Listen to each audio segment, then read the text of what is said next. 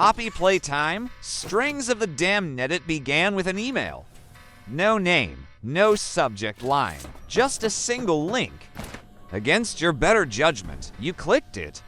A grainy, live camera feed appeared on your screen, showing the inside of a dark, dusty factory. A sign in the background read Playtime Co., its letters half fallen, the rest hanging by rusted bolts. In the far corner of the feed, you saw something move, a small figure sitting on the floor.